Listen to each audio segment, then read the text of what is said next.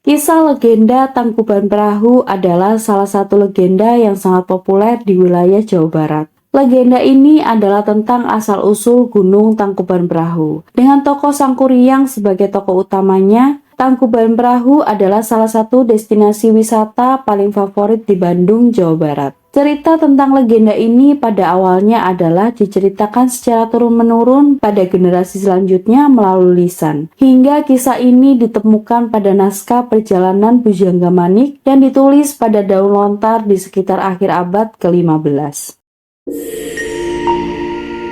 Kisah tentang Sangkuriang berawal dari kayangan di mana dulunya dipercaya ada sepasang dewa dan dewi yang dihukum karena sebuah kesalahan, menjadi seekor hewan dan menjalani masa hukumannya di bumi. Sang dewa berubah menjadi seekor anjing jantan yang bernama Situmang, dan sang dewi menjadi seekor babi hutan betina yang bernama Celeng Wayung Hiang. Lalu pada suatu hari ada seorang raja yang bernama Sungging Perbangkara yang ingin pergi berburu di hutan. Di suatu pagi saat ia pergi berburu di tengah hutan, tiba-tiba ia ingin buang air dan sang raja membuangnya tepat di atas batok kelapa. Tidak lama kemudian Celeng Wayung Hiang yang datang dalam keadaan haus yang luar biasa pun meminum air yang ada di batok kelapa tersebut. Keanehan pun terjadi. Tiba-tiba Celeng Wayung Hiang merasakan ada yang aneh di perutnya. Ternyata setelah beberapa saat ia hamil dan melahirkan seorang putri yang sangat cantik. Saat Raja Sungging Perbangkara melihatnya, ia langsung menggendong bayi cantik tersebut dan membawanya pulang ke kerajaan. Sang raja menamakan putri cantiknya yang ditemukan di hutan itu dengan nama Dayang Sumbi atau Rarasati.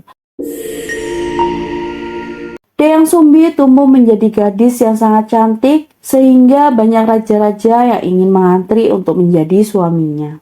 Dari sekian banyaknya raja-raja yang ingin melamarnya, Dayang Sumbi menolak semua lamaran pernikahan dari raja-raja tersebut. Bahkan para raja-raja yang memperebutkan Dayang Sumbi ini sampai rela berperang untuk memenangkan hatinya. Karena merasa penat dengan segala lamaran yang menghampirinya, Dayang Sumbi memutuskan untuk mengasingkan dirinya ke hutan. Di dalam hutan, Dayang Sumbi ditemani oleh seekor anjing, yaitu Situmang. Pada suatu hari saat Dayang Sumbi sedang menenun, kainnya terjatuh dan ia merasa malas untuk mengambilnya. Ia pun membuat janji pada dirinya sendiri bahwa laki-laki manapun yang mengambilkan kainnya akan ia nikahi. Namun, jika perempuan yang menolongnya akan ia jadikan saudara. Ternyata yang mengambil kain dari Dayang Sumbi adalah Situmang. Dayang Sumbi pun tidak dapat mengingkari janjinya. Ia pun akhirnya menikah dengan Situmang dan menjadikan Situmang suaminya. Perlu diingat, Situmang yang tidak lain adalah anjing yang menemani Dayang Sumbi mengasingkan diri di hutan adalah penjelmaan dari sosok dewa yang sedang menjalani masa hukuman di bumi dalam wujud seekor anjing. Dari pernikahan ini, Dayang Sumbi dan Situmang memiliki seorang anak laki-laki yang bernama Sangkuriang.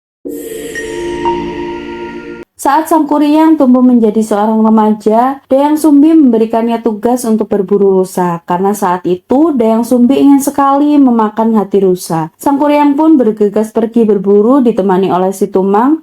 Mereka duduk menunggu hewan-hewan mangsa yang melewati jebakan yang mereka buat. Tapi tidak ada satupun juga yang datang. Secara tiba-tiba, Sangkuriang melihat seekor babi hutan yang gemuk. Sangkuriang pun menyuruh Situmang mengejar dan menangkapnya. Namun Situmang menolak karena babi hutan yang dilihat Sangkuriang adalah Celeng Wayung Hiang. Sangkuriang pun mengancam Situmang dengan anak panahnya dan ia tidak sengaja melepaskannya. Ia pun tidak sengaja membunuh Situmang. Versi lain menyebutkan bahwa Sangkuriang dengan sengaja membunuh Situmang dikarenakan tidak mendapat rusa buruannya untuk diserahkan hatinya kepada sang ibu. Setelah menyembelih Situmang untuk mengambil hatinya, Sangkuriang kembali pulang dan menyerahkan hati tersebut ke ibunya. Mengira bahwa yang diterimanya adalah hati rusa, Dayang Sumbi pun memasak dan memakannya. Namun setelah mengetahui yang ia makan adalah hati Situmang, Dayang Sumbi pun marah besar kepada Sangkuriang. Dayang Sumbi lalu memukul kepala putranya dengan sendok nasi yang terbuat dari kayu hingga kepala Sangkuriang mendapat bekas luka. Sangkuriang merasa takut, ia pun akhirnya meninggalkan rumah dan Dayang Sumbi.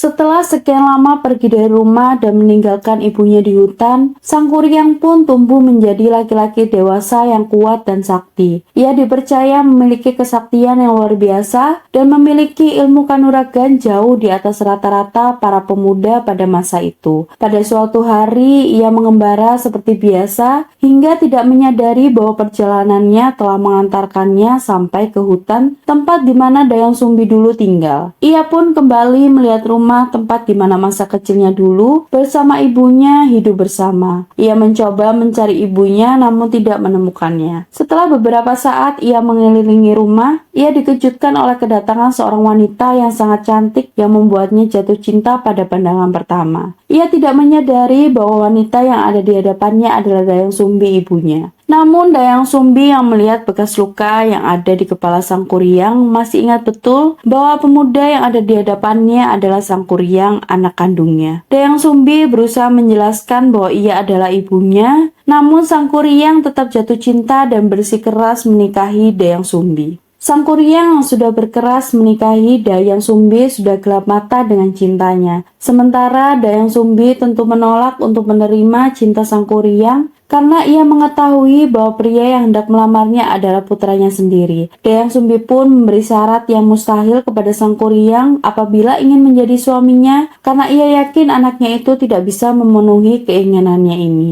Permintaan Dayang Sumbi adalah ia ingin dibuatkan perahu dan telaga yang harus selesai hanya dalam waktu semalam, dan keduanya harus mampu membendung aliran sungai Citarum. Namun dalam kenyataannya syarat itu disanggupi oleh Sang Kuryang. Sang Kuryang yang memang dikenal sebagai seorang yang sakti meminta pertolongan dari para makhluk halus untuk menyelesaikan permintaan Dayang Sumbi. Menjelang pagi, Dayang Sumbi pun takut Sang Kuryang bisa menyelesaikan permintaannya. Ia memohon kepada Sang Hyang Tunggal agar menggagalkan usaha Sang Kuryang. Ia juga berusaha keras memukulkan alu ke lesung sehingga menimbulkan suara yang cukup keras, sehingga seolah-olah terdengar sedang menumbuk padi agar menjadi pertanda bahwa fajar telah tiba. Akhirnya para makhluk halus anak buah Sang Kuryang pun menjadi ketakutan dan pergi sebelum menyelesaikan tugasnya karena mengira matahari akan segera bersinar. Karena gagal memenuhi persyaratan Dayang Sumbi, Sang Kuryang pun marah, mengamuk, dan mendendang perahu yang dibuatnya ke arah utara. Dalam sekejap, perahu yang jatuh menelungkup itu berubah menjadi Gunung Tangkuban Perahu. Setelah kejadian itu, Sang Kuryang yang masih merasa marah dan kesal mengejar Dayang Sumbi hingga ke Gunung Putri. Namun Sang Hyang Tunggal memberikan pertolongan kepada Dayang Sumbi dengan mengubah Dayang Sumbi menjadi setangkai bunga jaksi, atau ada juga yang berpendapat bahwa Dayang Sumbi berubah menjadi sebuah pohon agar lolos dari kejaran Sang Kuryang. Dari dalam bunga atau pohon tersebut tiba-tiba terdengar suara Dayang Sumbi yang menjelaskan bahwa Sang Kuryang tidak mungkin bisa menikahi Dayang Sumbi karena ia adalah ibu kandungnya sendiri, dan Dewata yang agung pun tak mengizinkan pernikahan mereka dan mengubah Dayang Sumbi agar tidak bisa dinikahi oleh Sang Kuryang. Sang Kuryang yang mendengar suara Dayang Sumbi itu pun menangis,